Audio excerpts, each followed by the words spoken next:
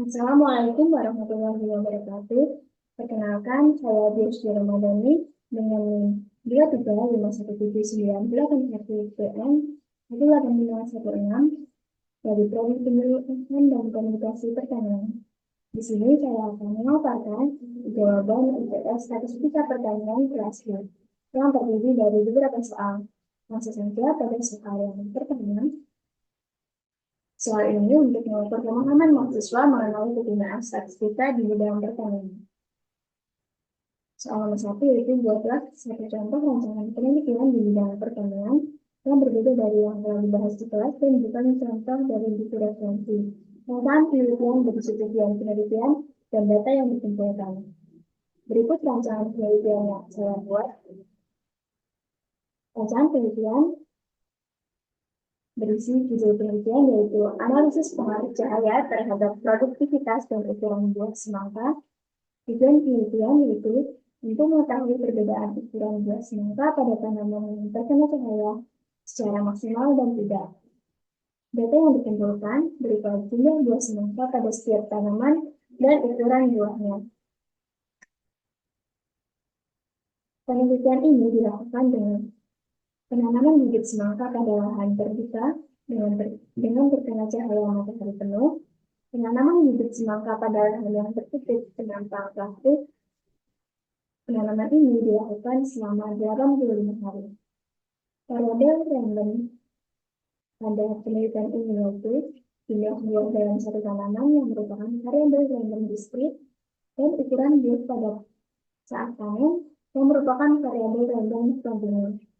Berikut foto yang saya lampirkan, saya ambil dari news.co.id. Kemudian pada soal nomor 2, soal ini mengukur pemahaman mahasiswa mengenai peluang dan aplikasinya di bidang pertanian.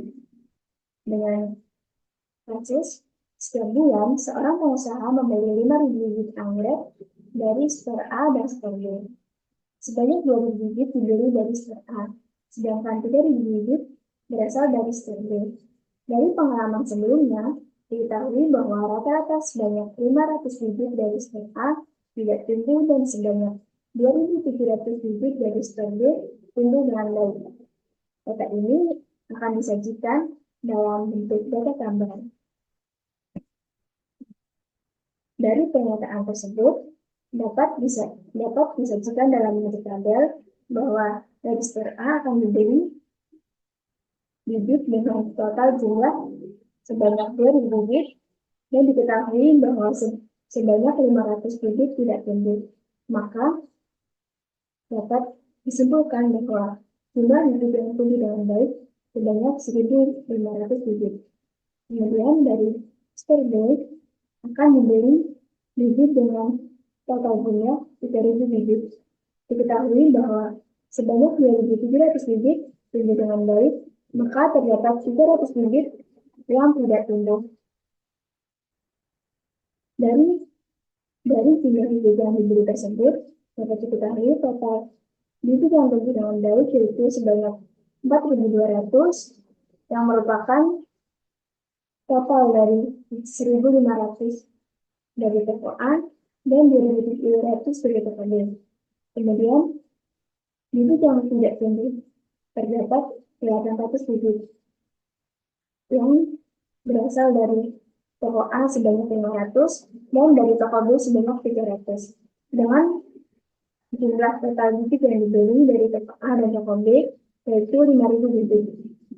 Dari data tersebut, dapat ditentukan bahwa A merupakan bibit dari Store A, B merupakan bibit dari Store B, TB bibit yang tidak tumbuh dengan baik, dan T merupakan bibit yang tidak tumbuh. Kemudian dapat dihitung peluang dari masing-masing bibit yang dibeli dari toko A dan toko B. Peluang bibit yang dibeli dari toko A yaitu sebanyak 2.000 dari total bibit yang dibeli per 5.000 dari total bibit yang dibeli dari toko A dan toko B. Sehingga didapatkan hasil 0,4 dari 2000 per 5000.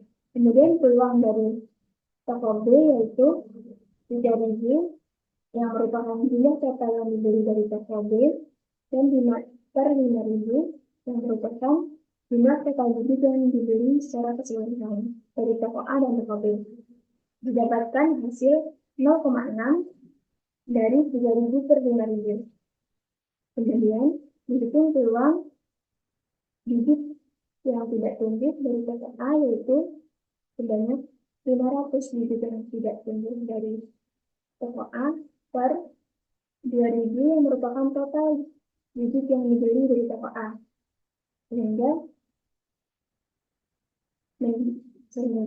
menunjukkan hasil 0,25 yang merupakan peluang bibit yang tidak tumbuh dari toko A. Kemudian peluang bibit yang tidak tumbuh dari toko B yaitu 300 yang merupakan jumlah bibit yang tidak tumbuh dari toko B per 3000 yang merupakan jumlah total bibit yang dibeli dari toko B, memiliki hasil 0,1. Kemudian peluang bibit yang tumbuh dengan baik dari toko A yaitu 1500 dari bibit yang tumbuh dengan baik dari toko A per 2000 yang merupakan total bibit yang dibeli dari toko A, memiliki hasil 0,75. Kemudian peluang bibit yang tumbuh dengan baik dari toko B yaitu 2700 yang merupakan total bibit yang tumbuh dengan baik dari toko B per 3000 yang merupakan total bibit yang dibeli dari toko B, menunjukkan hasil 0,9. Kemudian soal selanjutnya, jika sebuah bibit dipilih secara acak, itulah peluang bibit tersebut tumbuh dengan baik.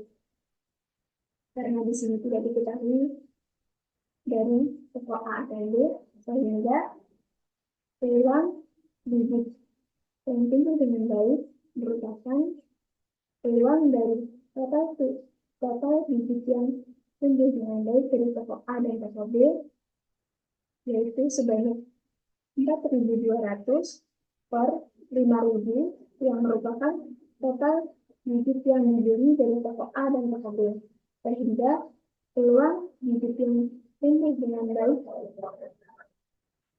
dari jika diambil secara acak yaitu 0,84. Jadi kesimpulannya, peluang bahwa bibit yang dibeli seorang pengusaha anggrek dapat tumbuh dengan baik adalah 0,84. Artinya, jika seorang pengusaha membeli 430 bibit dari toko A atau B, terdapat peluang bahwa 84 bibit akan tumbuh dengan baik. Soal selanjutnya yaitu, jika sebuah bibit dari store B diambil secara acak, berapakah peluang bibit tersebut tidak tumbuh? Karena di sini diketahui bahwa diambil secara acak dari toko B, maka bibit yang tidak tumbuh diambil dari toko B, yaitu di sini diketahui B merupakan bibit dari toko B dan T merupakan bibit yang tidak tumbuh. Maka peluang bibit yang tidak tumbuh dari toko B yaitu 300 yang diambil dari jumlah bibit yang tidak tumbuh dari toko B per 3000 yang merupakan total jumlah bibit yang dibeli dari toko B, maka menunjukkan hasil 0,1. Jadi kesimpulannya, peluang bahwa bibit yang dibeli seorang pengusaha dari toko B tidak tumbuh adalah 0,1. Artinya, jika seorang pengusaha membeli 1000 bibit dari toko B, terdapat peluang bahwa 100 diantaranya tidak tumbuh. Soal selanjutnya yaitu, jika diketahui sebuah bibit tidak tumbuh, berapakah peluang bibit tersebut berasal dari store A atau toko A? Di sini diketahui A merupakan bibit dari pokok A, dan P merupakan bibit yang tidak tumbuh. Di sini, peluang bibit yang tidak tumbuh dari pokok A yaitu 5.000, yaitu 500 yang diambil dari jumlah bibit yang tidak tumbuh dari pokok A per 5.000 yang merupakan total bibit yang dibeli dari pokok A dan pokok B. Maka didapatkan hasil 0,1. Kemudian dicari peluang bibit yang tidak tumbuh dari pokok A dan pokok B, yaitu 800 yang diambil dari jumlah total bibit yang tidak tumbuh dari pokok A dan pokok B per 5.000 yang merupakan total bibit yang dibeli dari pokok A dan pokok B, yaitu hasil 0,16. Maka peluang bibit yang tidak tumbuh dari pokok yang berarti peluang bahwa bibit yang tidak tumbuh merupakan bibit yang berasal dari pokok A, yaitu peluang bibit tidak tumbuh dari pokok A per peluang bibit tidak tumbuh secara keseluruhan, yaitu 0,1 per 0,1 per 0,06. Jadi 0,1 merupakan bibit yang tidak tumbuh dari pokok A, dan 0,06 merupakan bibit yang tidak tumbuh dari pokok B. Sehingga didapatkan hasil 0,1 per 0,16 sama dengan 0,625. Kesimpulannya, jadi jika diketahui sebuah bibit tidak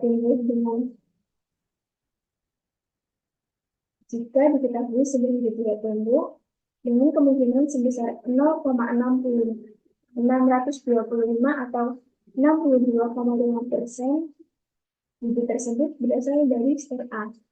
Artinya, dengan kemungkinan kurang dari 50%, bibit tersebut berasal dari sper B atau pokok B. Selanjutnya, pada soal nomor 3. Soal nomor 3 ini mengukur pemahaman mahasiswa mengenai aplikasi statistika dalam suatu kasus di bidang pertemuan. Langsung saja, pada soal A, uraikan dengan jelas penggunaan statistika dalam paper yang Anda bahas dalam kelompok ini. Jadi kelompok kami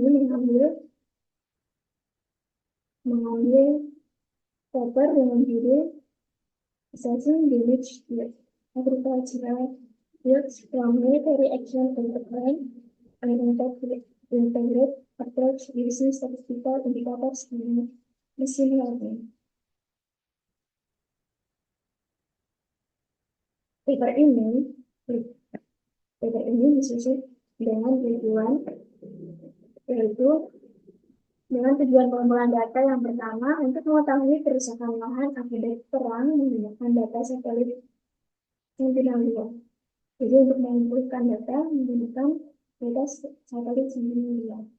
Kemudian tujuan yang kedua yaitu untuk mengetahui dampak yang ditimbulkan akibat adanya perang pada lahan dan tanaman pertanian. Tujuan ketiga yaitu untuk mengetahui periode kerusakan pada lahan serta kerugian yang ditimbulkan. Metode pengumpulan data yang dilakukan pada penelitian ini yaitu penelitian menggunakan penelitian menggunakan satelit untuk mengumpulkan data sebagai data primer dan menggunakan data dari database operasi militer sebagai data sekunder untuk dipadukan dalam pengumpulan data. Kemudian terdapat pengujian data dalam paper tersebut. Yang pertama, data disajikan dalam bentuk data heatmap. Jadi yang pertama data ini menunjukkan kerusakan tanaman akibat kegiatan militer. Yang kedua yaitu kerusakan lahan akibat adanya kegiatan militer tersebut. Data ini termasuk jenis data heatmap yang bersumber dari data primer yang didapatkan dari satelit. Alasan pengumpulan data ini untuk mengetahui area yang mengalami kerusakan akibat perang. Kesimpulannya, data menunjukkan persebaran warna yang berbeda yang menunjukkan lahan dan tanaman yang rusak dan tidak rusak. Data ini digunakan untuk menentukan cara untuk mengatasi kerusakan tersebut. Selanjutnya yaitu data grafik garis. Data grafik garis ini merupakan data primer yang didapatkan dengan pengamatan menggunakan satelit. Alasan pengumpulannya yaitu untuk mengetahui tingkat kerusakan lahan, pertanian, akibat kegiatan militer. Kesimpulannya, data disajikan dalam grafik yang berisi informasi tingkat kerusakan lahan dengan warna dan kemungkinan yang berbeda. Pada warna hijau menunjukkan lahan yang tidak mengalami kerusakan, kemudian pada warna kuning menunjukkan lahan yang mengalami kerusakan sedang, kemudian warna merah ini menunjukkan kerusakan berat pada lahan dengan tingkat kerusakan yang berbeda-beda yang menunjukkan sesuai dengan kelompoknya. Selanjutnya yaitu penyajian data dalam bentuk grafik garis. Data ini bersumber dari data primer yang didapatkan menggunakan satelit dan data sekunder yang didapatkan dari database operasi militer. Alasan pengumpulan data yaitu untuk mengetahui total area yang mengalami kerusakan pada periode waktu tertentu. Jadi di sini ditampilkan total area yang mengalami kerusakan pada periode kerusakan tertentu dengan area kerusakan yang berbeda-beda, total area kerusakan yang berbeda-beda. Kesimpulannya, data disajikan dalam diagram batang.